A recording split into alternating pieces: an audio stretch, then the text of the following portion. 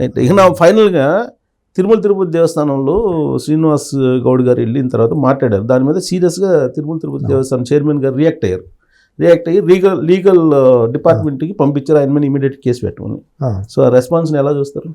జరిగి తీరాలండి. ఎందుకంటే ఆయన బిఆర్ నాయుడు గారు కొత్త చైర్మన్గా నూతనంగా నియమించిన తర్వాత ఆయన తొలి సమావేశంలోనే అది తీసుకున్నారు.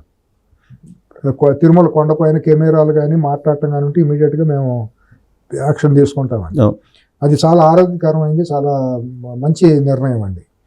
ఎందుకంటే గత కొన్ని సంవత్సరాలుగా చూస్తా అంటే ఇంకోటి నేను మీ ద్వారా బిఆర్ నాయుడు గారికి నూతన టీటీడీ బోర్డు కూడా విన్నవించేది ఏంటంటే ఈ వెళ్ళిన వాళ్ళకి శాలువాలు కప్పటం అనే ఒక దారుణమైన పద్ధతిని ఆపేయాలండి.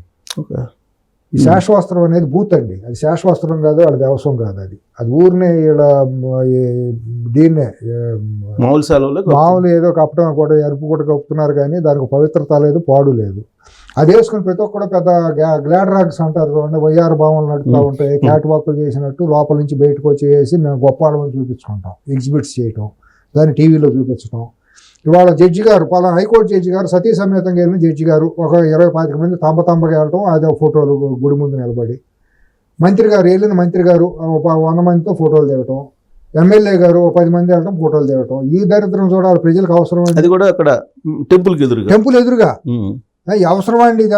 ఇదంతా దుర్వినియోగమే కదా. ఆ నిర్ణయం తీసుకుని చాలా మంచి పని చేశారు. మీడియాకి అక్కడ కట్టడి చేసేసి పైనుంచి ఒక విజువల్ కూడా కిందకి వెళ్ళకూడదండి. ఎస్, ఎప్పుడు వెళ్ళాలంటే మీరు ఇందాక అన్నారు చూడండి, అక్కడ అసాంఘికమైన కార్యకలాపాలను ఆ చట్ట వ్యతిరేకమైన కార్యకలాపాలు జరుగుతున్నప్పుడు ప్రశ్నించే ఒక ఇదిగా వెళ్ళొచ్చు, ఏదన్నా ఒక విజువల్ తీసుకుని వెళ్ళొచ్చు. అట్టాని పూర్తిగా ఏమీ లేదు మా ఇష్టానుసారం పైన ఏమన్నా చేస్తామంటే కాదు. ఇటువంటి ఆయన డిస్ప్లే చేయటం అనేది అది స్వయం, మీరు ఇందాక అన్నారు స్వీయ నియంత్రణ, అది అటువంటిది ఎవరి కాళ్ళకు ఉండాలి ఇంగిత జ్ఞానం అనేది. ఇవాళ అతను ఒక ఎమ్మెల్యే కాదు, ఒక మాజీ మంత్రి, ఒక మాజీ ఎమ్మెల్యే, అతనికి కూడా ప్రోటోకాల్ ఏమీ లేదు అక్కడ. ఏమండి, అతను కూడా సామాన్య భక్తులు ఒక భక్తులు, కానీ ప్రోటోకాల్ దర్శనం ఇప్పించారు. ఎవరో తెలిసిన వాళ్ళు ఉండుంటారు, మెంబర్లో లేకపోతే చైర్మన్ గారు లేకపోతే ఇంకెవరెవరో అసాంఘిక అసందర్భం. అతని స్థాయి అటువంటిది, అతని స్థాయి అటువంటిది, ఏం చేస్తాం దానికి తగ్గ అటువంటి వాళ్ళని ఎవరిని కూడా ఎంటర్టైన్ చేయకూడదు. అసలు అక్కడికి వెళ్ళి అటువంటి అశుద్ధమైన మాటలు మాట్లాడకూడదు. ప్రాంతాల తత్వం, అక్కడ ప్రాంతీయ తత్వం ఎందుకుంటుంది దేవుడి దగ్గర. వచ్చినాడు తెలంగాణ కూడా, ఆంధ్ర కూడా, కమ్మ, రెడ్డ, వెలమ, లేకపోతే బ్రాహ్మణ, లేకపోతే దళితుడు అని బోర్డు మొహాన్ని ఏమైనా బోర్డు ఉంటుందండి? కులాలు ఉండవు, మతాలు ఉండవు, ప్రాంతాలు ఉండవు కదా. అన్ని ప్రాంతాల వాళ్ళు వెళ్తారు. అక్కడ భక్తులు నువ్వు తెలంగాణ వాడు అని గుర్తుపెట్టి నువ్వు పక్కకి వెళ్ళి అని అంటారండి. ఆ భాష అనొచ్చండి, ఒక మంత్రిగా చేసినాడు. వివక్షత అనేది ఎక్కడ కుదురుతుందో. ఇప్పుడు మనం యాదగిరి కొట్టి వెళ్తాం, అక్కడికి వెళ్తే నువ్వు ఆంధ్రవాడ అని అంటారు ఎవరన్నా? ఎందుకంటారు? ఎక్కడ మాత్రం ఎలా తెలుస్తుంది? అది మనుషులుగా వెళ్తాం. అది ఇంగిత జ్ఞానం లేకుండా సభ్యత సంస్కారం లేని భాష అదంతా. అది దుర్మార్గం అసలు. ఇది పొద్దున్న మిత్రుడు అన్నాడు, పోనీలే కనీసం అక్కడ భక్తుల పట్ల వివక్ష చూపిస్తున్నారు అన్నాడు. రేపు మాపు ఇటువంటి వాళ్ళు ముదిరిపోయి వెంకటేశ్వర స్వామి కూడా వరాలు ఇవ్వడంలో వివక్ష చూపిస్తున్నాడు. వెంకటేశ్వర స్వామి ఆంధ్ర వాళ్ళకి ఎక్కువ వరాలు ఇస్తున్నాడు కోరుకున్నాయి, తెలంగాణ వాళ్ళకి ఇవ్వట్లేదని కూడా అనవచ్చు. ఇటువంటి దుర్మార్గులు అని చెప్పి ఒక మిత్రుడు అటువంటిది రాలేదు థ్యాంక్ గాడ్ అని నాతో ఉదయం మాట్లాడాడు అని చెప్పాడు అనమాట. చాలా మంచి పని ఇదంతా కూడా అని మాట్లాడుకున్నాం. తిరుమలలో ఇటు జరుగుతుంది అనేది. బిఆర్ నాయుడు గారికి నష్టం చేసేది పాపం, ఆయన నష్టం చేసే మనిషి కదా. ఆయన చాలా వేగంగా స్టెప్స్ తీసుకునే మనిషి. ఆయన కూడా దాన్ని అడ్డా మిస్యూజ్ చేసే మనిషి మాత్రం కాదండి. ఏదోటి ఆయన ఉన్నందుకు మంచిగా ముద్ర పడాలి, బాగా మంచి చేయాలనే తపన ఉన్న వ్యక్తి. మంచి పేరు కోసం ఆయన టీటీడీని మిస్యూజ్ చేసే మనిషి కాదు. ఇది కూడా చట్టపరంగా యాక్షన్ తీసుకోవడానికి ఇనిషియేట్ చేయడం అనేది ఆయన అప్రిషియేట్ చేయాలి. అవర్స్ లో ఇమీడియట్ గా ఆయన మాట్లాడిన తర్వాత ఇమీడియట్ లీగల్ డిపార్ట్మెంట్ కి పంపించేసి ఆయన చెప్పినట్టు కొండ కింద దిగే లోపల కేసు పెడతామని చెప్పారు. ఇంకోటి కూడా ఆయన కొద్దిగా తపన పడుతున్నారని నేను తెలుసుకుంటున్నా. ఏదన్నా అక్కడ విజిలెన్స్ వాళ్ళందరినీ కూడా గతికి మంచి వాళ్ళని పెట్టుకుని పైన జరుగుతున్న అసాంఘికమైన చట్ట వ్యతిరేకమైన కంట్రోల్ చేయాలి, సరిదిద్దాలనే తపన ఆయనలో ఉంది. ఒక ఆయన మార్క్ అంటూ ఒకటి వచ్చి మంచి చేసామనేది గుర్తుగా ఉండాలనే తపనలో ఆయన పనిచేస్తున్నారు అనేది అనుకుంటున్నారు. ఆయన చేస్తారని నమ్మకం కూడా నాకు ఉంది. ఇవాళ వ్యక్తిత్వాన్ని బట్టి లేటెస్ట్ ఏంటంటే 1 hour లో దర్శనం అయిపోయేటట్టు AI ద్వారా ఆర్టిఫిషియల్ ఇంటెలిజెన్స్ ద్వారా ప్లాన్ చేస్తున్నారు అంటున్నారు. చేసే అవకాశాలు ఉంటాయంటే నాకు ఆయన మీద ఉన్న నమ్మకం అటువంటిది. ఆయన చేసే తత్వం ఉన్న మనిషి అని నాకు చాలా సంవత్సరాలుగా తెలుసు కాబట్టి చెబుతున్నా. తతిమావులాగా దాని వ్యాపారానికి వాడుకుని తన సొంతానికి లేకపోతే మిస్యూజ్ చేసే మనిషి కాదు. అవసరం కూడా లేదు. తత్వం ఆయన తత్వం తెలుసు. కాకపోతే ఏంటంటే అది నేను చేశాను అనే గుర్తింపు కోసం అనేది ఉంటుందో అది తప్పేం కాదు కదా. నేను ఒక మనిషిగా బిఆర్ నాయుడుగా వచ్చాడు, నేను చేశాను కాబట్టి అది ముద్ర పడిపోవాలి, మంచి పని చేశాను అనే కోరుకుంటాం, తప్పేం కాదుగా. ఇంకో డిమాండ్ ఏంటంటే ఇప్పుడు శ్రీనివాస్ గౌడ్ గారిని చూసిన తర్వాత ఇలాంటి వాళ్ళని తిరుపతి దేవస్థానం కనీసం 5-6 నెలలు బహిష్కరించాలి రాకుండా అనేది అది కష్టం లేండి. అది ఎవరు చేయలేరు. భారతదేశంలో చేయటం ఎవరు తరం కాదు. దేవుడి దగ్గరికి ఎవరైనా వెళ్ళొచ్చు. ఆ బహిష్కరణ అనేది ఏ మతం ఒప్పుకోదు. అంటే దర్శనం కూడా ఎవరు చేయగలరు. అంటే ఆ మాట ధిక్కరించినందుకు, బోర్డు తీర్మానాన్ని ధిక్కరించినందుకు మన అంతరాత్మ మనకు సాక్షి అండి. మనం ఏం మాట్లాడుతున్నాం, మాట్లాడేది నోటితో మాట్లాడుతున్నామా దేంతో మాట్లాడుతున్నాం అనేది మనకు ఉండాలండి. ఆ ఇంగిత జ్ఞానం ఉండే. ఇప్పుడు అజ్ఞానినో మూడుడో పిచ్చోడు మాట్లాడితే అయ్యో పాపం అంటాం. చదువుకున్న మంత్రిగా చేసి ఎన్జిఓ గడిచిన ఆఫీసర్ నాయకుడిగా చేసిన మనిషి అట్లా మాట్లాడటం అంటే ఏమనుకుంటాం? ఇప్పుడు ఏదో సీరియస్ యాక్షన్ తీసుకోకపోతే ఆ మధ్య దువ్వాడ శ్రీనివాస్ అక్కడికి వెళ్ళిపోయి వీడియోలు చేసి రీల్స్ చేసి అక్కడ నాటకాలు. మొన్న కూడా కొంతమంది ఆ పిల్లలు వెళ్ళిపోయి అక్కడ కూర్చుని తీసుకొచ్చి దాని వీడియోలో ఫోన్లో తీసుకెళ్ళటం, రీల్స్ గా పెట్టడం. అవును, ఈ దిగజారుతాం అండి. అది ఏమిటో అర్థం కావట్లేదు. అది నేను ఇంకోటి కూడా చెబుతాను శేష్ గారు, సినిమా వాళ్ళు దీనికి ప్రధానంగా పాత్ర. ఆ అపవిత్రతనే కార్యక్రమాలు మొదలెట్టి సినిమా వాళ్ళే. ఎందుకంటే అక్కడికి వెళ్ళిపోయి సినిమా వాళ్ళని చూసండి సమాజం యాక్టివ్ అవుతా ఉంటుందండి. ఎందుకంటే ఇన్స్పైర్ అవుతారండి, మంచి అయినా చెడు అయినా. వాళ్ళు అక్కడికి వెళ్ళిపోయి సినిమా సంగీతం ముహూర్తాలు పెట్టడం, సినిమా స్క్రిప్ట్ మేము తిరుపతి వెళ్ళిపోయి అక్కడ కూర్చొని రాసామని చెప్పుకుంటాం. ఆయన స్వామి సన్నిధిలో మేము కూర్చొని డైలాగులు రాసామని చెప్పుకుంటాం. ఈ రకరకాలైన ప్రచారం చేసేటప్పటికి అక్కడికి వెళ్తే మనకు కూడా అయిపోతుందని సామాన్య మూఢత్వం ఉన్న జనాలు ఆ రకంగా మొదలెడతారండి. తర్వాత ఆ పైకి వెళ్ళిపోయి వాళ్ళ వీడియోలు అవన్నీ బయట పెట్టుకోవడం వినేటప్పటికి వాళ్ళు అది పెట్టారు, మనం ఇంకొక అడుగు ముందు చేద్దామని ఈ మొదలెడతారండి. మొన్న నేను చూశానండి సూర్య గారు, టి సుబ్రహ్మణ్య రెడ్డి దర్శనం చేసుకుని బయటకు వస్తున్నారు. ఆయన కాలం మీద విరవబడుతున్నారు. అభిమానం ఉంటే ఉండొచ్చు. తిరుపతి దేవస్థానం ముందు జరుగుతుంది అది. అసలు ఏ రకంగా కాళ్ళ మీద దండం బట్టి అంత గొప్ప మనిషి నాకు తెలియదు. సరే, ఆయన గొప్ప తర్వాత అభిమానించే వాళ్ళని బట్టి ఉంటుంది అనుకోండి. తిరుపతి దేవస్థానంలో శ్రీవారికి తప్ప ఎవరికి అంటే నేను అనేది ఏంటంటే తిరుమల పవిత్రతకు భంగం కలిగించిన వ్యక్తుల్లో ఆయన ఒకడు. పైన తిరుమల పైన కొండపైన అపవిత్రమైన కార్యకలాపాలకు శ్రీకారం చుట్టిన వాళ్ళు ఆయన కూడా ఒకడు. స్వరూపానంద లాంటి వికృత వ్యక్తుల్ని ఆధ్యాత్మికత పేరుతో తయారు చేయటం, అక్కడ అతనికి రాజద్వారం మహాద్వార ప్రవేశం కల్పించడం, ఆశ్రమానికి స్థలాలు ఇప్పించడం, వందల మందిని పొద్దున అర్చనాంతర దర్శనం, సుప్రభాత దర్శనం, ఈ దర్శనాలు తీసుకెళ్ళి రోజు 5-6 వేల మందిని తీసుకెళ్ళి నార్త్ ఇండియా వాళ్ళు 4 నెలలు తీసుకెళ్ళి తన వ్యాపారం కోసం తన స్వార్థం కోసం చేయటం. అది ఉండి సామాన్యులు అందరూ ఒకే దృష్టితో ఉండాలి తప్పించి అక్కడ స్వార్థం అనేది ఉండకూడదు. దీనందరి పరిష్కారం పోనీ మీరు అన్నట్టు బహిష్కరించడం అనేది సాధ్యం కాదన్నారు.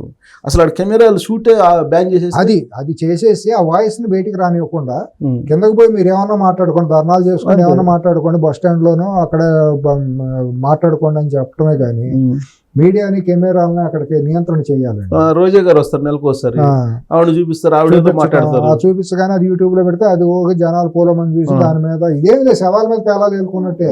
దానికి ఫుల్ స్టాప్ మీడియాని ఎవరిని పైకి మీడియా అనేది ఉండకూడదండి. ఇటువంటి వీడియో పెట్టగానే ఇమీడియట్ గా ఐడెంటిఫై చేసి వాళ్ళ మీద కేసు పెట్టి లోపల అసలు అవసరం కూడా లేదనుకుంటా. తిరుమలలో మీడియా అవసరం లేదు. ఎందుకు అవసరం ఏముందండి? ముఖ్యమంత్రి వెళ్ళారు దర్శనం చేసుకుంటాడు వచ్చేస్తారు, గవర్నర్ వెళ్ళారు దర్శనం చేసుకుని వచ్చేస్తారు. అవన్నీ మీడియాకి అవసరం ఏముంది? ఒకవేళ స్పెషల్ మీడియా ఉంటుంది అనుకోండి, ప్రధానమంత్రి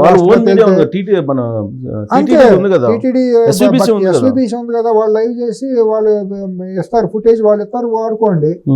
వీళ్ళు వెళ్ళిపోయి వీళ్ళ హైప్, వీళ్ళ ఓవర్ యాక్షన్ ఎక్కువ, మీడియా ఓవర్ యాక్షన్ ఎక్కువ. మీకు ఇంకో విషయం తెలుసా, మరి చాలా మీడియా హౌస్లకి కొండ మీద ఆఫీసులు ఉన్నాయి, గెస్ట్ హౌస్లు ఉన్నాయి, దుకాణాలు ఉన్నాయి, రిపోర్టర్లకి వ్యాపారాలు ఉన్నాయి. అదొక మాఫియా సామ్రాజ్యం. మరి బిఆర్ నాయుడు గారు ఆయనకి తెలుసా అవన్నీ? అప్పుడు ఆయన ఛానల్లో ఉండే వాళ్ళు కూడా అక్కడ దుకాణాలు ఉన్నాయి, నాకు తెలుసు, అది తెలుసు. ఏ ఛానల్ వాళ్ళకి అక్కడ ఉండే వాళ్ళకి లేకుండా లేవు అని చెప్పడం కష్టం. నేననేది టోటల్ గా మీడియా మీద టోటల్ అండి. అసలు పైన జనవాసం ఉండకూడదు, ప్రైవేట్ జీవితాలు, ప్రైవేట్ కాటేజీలు, ఇల్లు ఉండకూడదు, అక్కడ షాపులని ఉండకూడదు, వెళ్ళాలి దర్శనం చేసుకోవాలి, ఫుడ్ కూడా ఇస్కాన్ లాంటి వాళ్ళకి ఇచ్చేయాలండి, వాళ్ళకే ఇచ్చినట్టున్నారు, వాళ్ళకే ఇచ్చేయాలండి. కాఫీ హోటల్లో, టీ హోటల్లో ఏ కూడా ఏది ఉండకూడదండి. ఈ బొమ్మలు అమ్మటం, కాశీదారాలు అమ్మటం ఇవన్నీ పచ్చి మోసం అండి. కొబ్బరికాయలు కొట్టడం మోసం అండి. అక్కడ కొబ్బరికాయ అసలు కొట్టనివ్వరు, దూరంగా ఎక్కడో పెట్టారు, అక్కడ కొట్టచ్చులేండి. బేడి ఆంజనేయ స్వామి పెడతారు, అది కొట్టడం కూడా అవివేకమే, కొట్టాల్సిన అవసరం కూడా లేదు. ఈ పటికి బెల్లం అమ్మటం, ఈ ప్రసాదాలు అని చెప్పడం ఇదంతా పచ్చి మోసం అండి. మా జనాలు ఆ అజ్ఞానంతో అమాయకత్వం ఉన్న జనాలను ఏమార్చి మోసం చేయటం, బొమ్మలు అమ్మటం ఇవన్నీ కూడా. ఇవన్నీ తీసేస్తే పైన చాలా ప్రశాంతతను, పర్యావరణం బాగుంటుంది, ఈ దళారీ వ్యవస్థ కంట్రోల్ అయిపోతుందండి. కింద ఏమన్నా చేసుకోండి, కింద చేసే వ్యాపారాలకు మనకు కట్టడం లేదు, ఏమన్నా చేసుకునే ఉండే. పైన సరే ప్రైవేట్లో కాటేజీలు ఉండకూడదండి.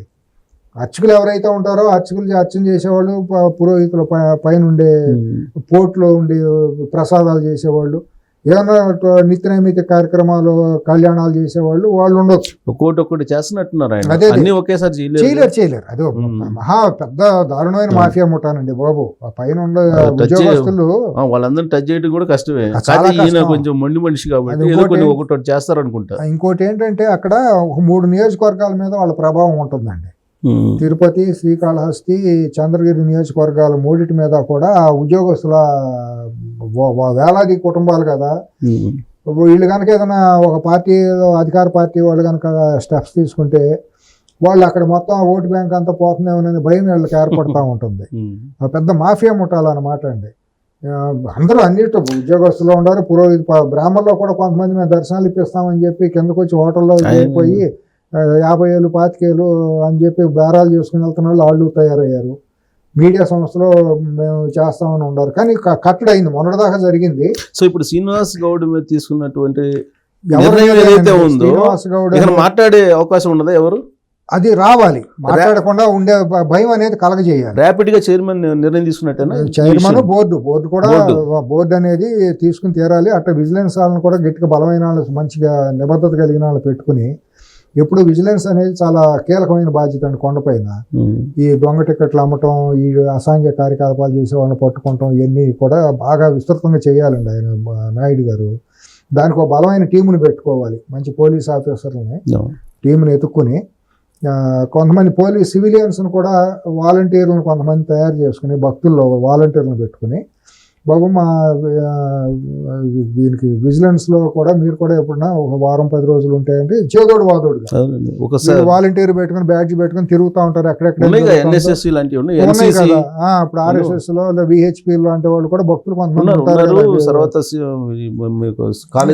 కాలేజ్ NCCలు ఉంటాయి కదా, NCC క్యాడెట్లను కూడా తీసుకోవచ్చు. తీసుకుని ఊరిని వాళ్ళు విజిలెంట్గా తిరుగుతూ ఉంటే అక్కడ ఏమైనా జరుగుతూ ఉంటే కప్పుకుని వాళ్ళు ఏమి యాక్షన్ తీసుకోరు. కప్పుకుని వచ్చి ఆఫీసర్కి చెబుతారు, సార్ ఇది పలానా చోట జరుగుతుంది అంటే ఏదైనా తీసుకుంటారు. అక్కడ ఇది ఒక విజిలెన్స్ ఉంది అనేది కనుక ప్రజల్లో భక్తులు తెలిస్తే వాళ్ళు కూడా కొంచెం స్పృహలో ఉంటారు. కాబట్టి అటువంటిది ఒకటి చేయాలి అక్కడ. సో ఇప్పుడు కేసు పెట్టడంతో సమసిపోయినట్టు అనేది శ్రీనివాస్ గౌడ్ది సమసిపోవడం అంటే ఒక ప్రాథమికంగా ఒక స్టెప్ జరిగింది, అటువంటి వాళ్ళని ఉపేక్షించట్లేదు అని. రేపొద్దున ఈ వైసీపీ వాళ్ళు కూడా కొంతమంది వెళ్ళిపోయి ఎరుమూరు వేషాలు వేసే ప్రయత్నాలు జరుగుతాయి, వాళ్ళని కూడా ఎట్టి పరిస్థితుల్లోనూ. ఈ మధ్య జగన్మోహన్ రెడ్డి బొమ్మ ఇక్కడ వేసుకుని ఏదో ప్రదర్శించినట్టున్నారు. ఇప్పుడు ఒకటండి, అక్కడ పైకి వెళ్ళిన తర్వాత గోవింద అని నామం తప్పించి వేరే పేరు ఎత్తకూడదండి. అసలు పైన ఇంకొక మాట ఉచ్చరించకూడదు అనేది ఇది ఉందండి. అవును, ఆగమ శాస్త్రం వీధుల్లో ఏది ఉండదు. ఆగమ శాస్త్రమే కాదు, మనకు కూడా నమ్మకం, స్వామివారి మీద నమ్మకం ఉంటే మనకు తెలుస్తుందండి అదేంటనేది. ఆ తీపి, ఆ రుచి, ఆ స్వామివారి యొక్క ఇదేంటనేది, బలం ఏంటనేది మనకు తెలుసు, ఆ భక్తులుగా మనకు తెలుసు కాబట్టి మనం చెప్పగలం. కొంతమంది తెలియని అజ్ఞానంలోనూ అమాయకత్వంలోనూ కొంతమంది ఉండొచ్చు. ఇక నేను ఒళ్ళు మీద పచ్చబొట్లు వేసుకెళ్తాను కాబట్టి నేను వెళ్తాను అంటే ఎవరు మేము చేయలేం. పచ్చబొట్టు తుడిసేసుకుని మనం పంపించడానికి లేదు. కొంతమంది మెడలో సిలువ వేసుకుని లోపలికి వెళ్ళినాడు లేరా, శ్రీవారికి బట్టలు ఇచ్చినాడే మా మెడలో సిలువ వేసుకుని లోపలికి వెళ్ళి తులాభారంలో కూర్చున్నాడు. జగన్నాథ రక్ష గోవింద అని చైర్మన్ కళ్ళమే అక్కడ కీర్తనలు చేసింది. ఇటువంటి అసాంఘిక కార్యకలాపాలన్నీ స్వామివారు చూశారు, మనం చూసాం.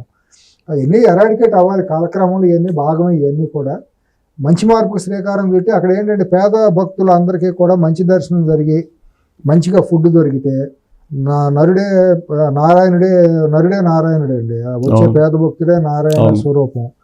అట్లా కనుక చేయగలిగితే జన్మధన్యం అండి ట్రస్ట్ బోర్డు చైర్మన్ గారికి, మెంబర్లకి, అందరికీ కూడా. చేస్తారని ఆశిద్దాం సార్. తప్పకుండా చేస్తారని నమ్మకం ఉంది నాకు. ఆయన అయితే 2 సంవత్సరాల పూర్తి టర్మ్లో తప్పకుండా మంచికి శ్రీకారం చుడతారనేది ఉంది.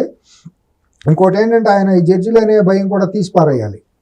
హైకోర్టు జడ్జిలు అది ఇది అని కూడా లేకుండా ప్రోటోకాల్ ఎంత వస్తే అంతేగాని వాళ్ళకి ప్రత్యేకమైన రిపోర్టింగ్లు జర్నలిస్టులు తీసుకొచ్చి ఆ ఫోటోలు తీసుకోవడం అనేది ఇవ్వనివ్వకూడదు. జడ్జిలుగానే ఉండవు, మినిస్టర్లుగానే ఉంటాయి, ఎవరైనా సరే.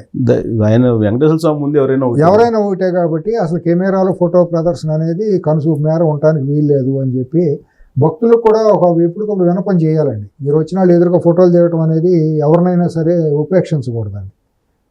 నిలబడి ఫోటోలు దిగటం అనేది ఆ పరిసరాల్లో నిషేధించాలి. ఫోనులతోనే తీసేయాలి. ఇంకోటి ఏంటంటే ఫోనులు కూడా లోపలికి అలౌ చేయరండి, చేయట్లా. కానీ బయటకు వచ్చేటప్పటికి మీడియా వాళ్ళును కొంతమంది కెమెరాలో ఫోన్లు ఉన్నాళ్ళు చేస్తున్నారు. దర్శనంకి వెళ్ళిన వాళ్ళు చేయలేరు, ఎందుకంటే దర్శనంకి వెళ్ళిన వాళ్ళు ఫోన్ అవైలబిలిటీ లేదు. వీళ్ళంత వరకు పై కూడా ఈ స్మార్ట్ ఫోన్లు వీటన్నిటిని కూడా కొద్దిగా ఆపేస్తే బెస్ట్.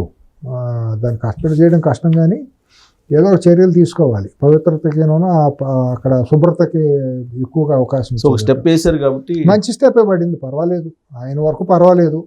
సభ్యులు కూడా 70-80% నుంచి 90% వరకు కూడా సరే, వాళ్ళు వేరే బ్యాక్గ్రౌండ్ ఏమైనా కూడా దుర్వినియోగం చేయనాళ్ళనే నేను నమ్ముతున్నా.